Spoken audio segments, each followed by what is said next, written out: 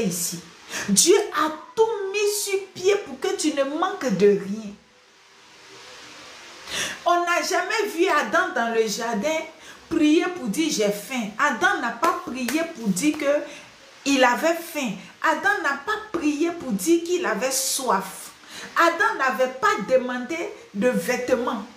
C'est quand il allait se promener dans la maison du serpent là.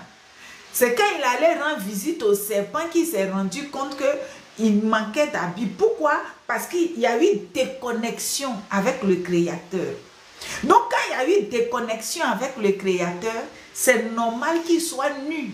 Mais tant qu'il est connecté avec le Créateur, il n'y a pas souci de vêtements. Il n'y a pas souci de nourriture. Il n'y a pas souci de boire de l'eau. Il n'y avait pas de danger. Quand il était en connexion avec Dieu, aucun lion ne peut rugir sur lui. Les panthères ne pouvaient pas sortir de griffes contre lui. Quand il était en connexion avec Dieu, les termites ne pouvaient pas venir ronger ces choses. Les rongeurs ne pouvaient pas venir ronger les maïs qui ont poussé dans le jardin. Mais il a commencé à voir le mauvais côté de la vie quand il allait faire alliance avec le serpent ancien. Ça veut dire, tu vois le mauvais côté de la vie quand tu fais alliance avec le serpent ancien.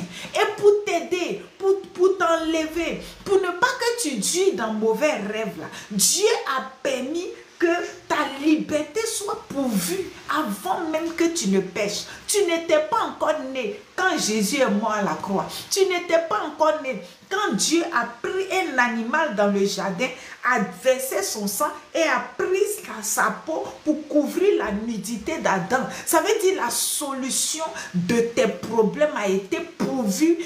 Toi, tu n'étais pas encore né.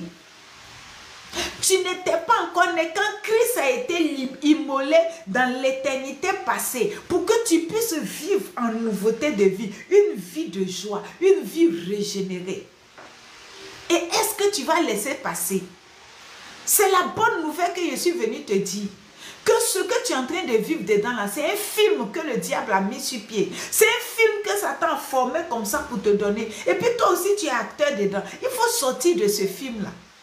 Il faut sortir de ce film-là. Le film que le diable a pris le temps d'écrire. Et puis il a choisi des acteurs. Et ces acteurs-là, il y a des démons dedans, il y a des hommes dedans, il y a des animaux dedans, il y a le soleil dedans, il y a la lune dedans, il y a les étoiles dedans, il y a des maisons dedans, il y a des chemins dedans, il y a des forêts dedans, il y a tout dedans là. Ce film que le diable a écrit et puis toi-même il a fait de toi acteur principal là. Il faut sortir dedans. Il faut sortir de ce film-là.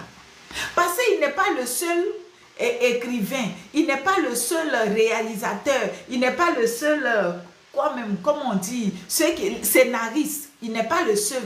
Il y a aussi l'Éternel qui a écrit un film. Le Dieu créateur, celui qui t'a envoyé sur la terre, là, il a aussi écrit un film. Mais c'est son film-là que tu dois vivre.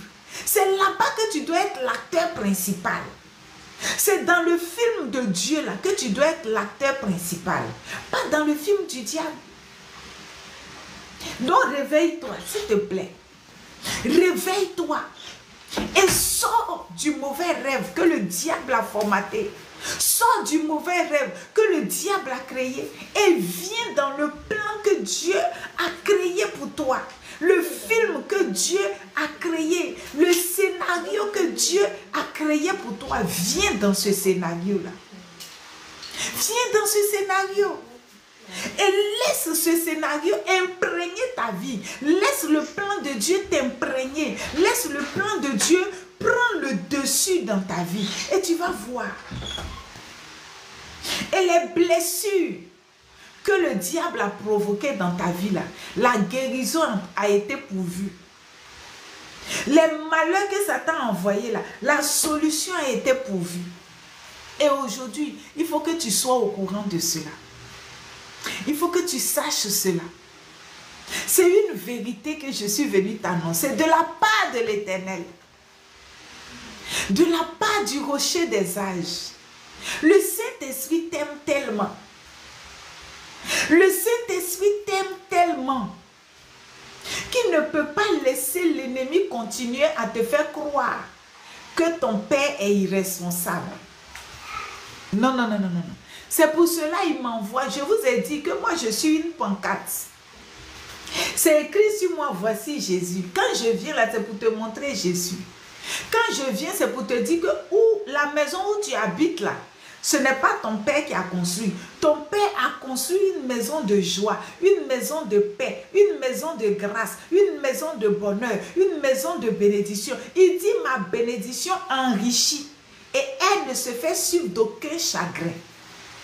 Quand Dieu te donne là, il n'y a pas de souci derrière.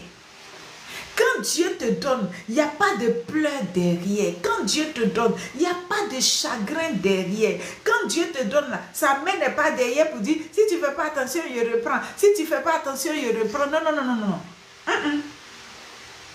La parole de Dieu dit, Dieu ne se répand pas de ses dons, ni de son appel. Quand il t'appelle, tu viens. Quand il te donne, c'est fini.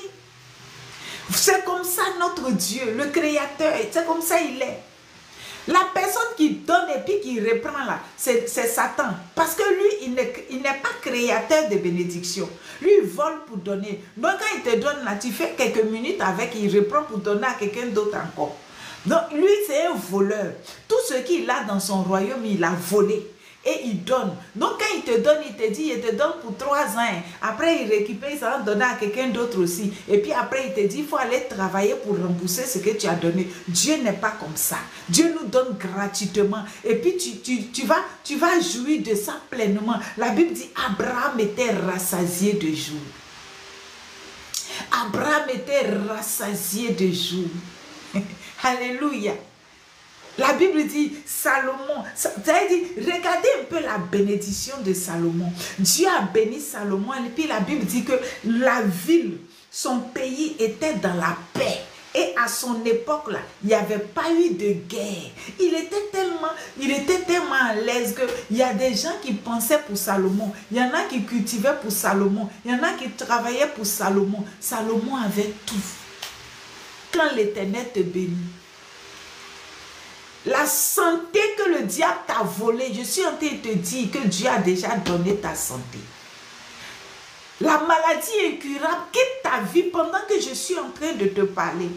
Parce que Dieu t'a déjà guéri. Ce n'est pas d'actualité, ce n'est pas maintenant. Ce n'est pas maintenant de dire, Seigneur Jésus, il faut me guérir. Tu as déjà été guéri. Tous ceux qui sont dans ce live et qui ne se portent pas bien, il faut écrire, j'ai été guéri. Et puis quand tu écris là, il faut entendre ce que tu dis toi-même.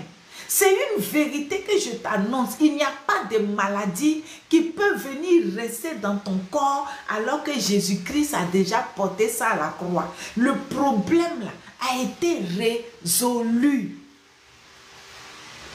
La maladie n'a plus de place dans ta vie. Alléluia. J'ai été guéri. Alléluia. J'ai été délivré.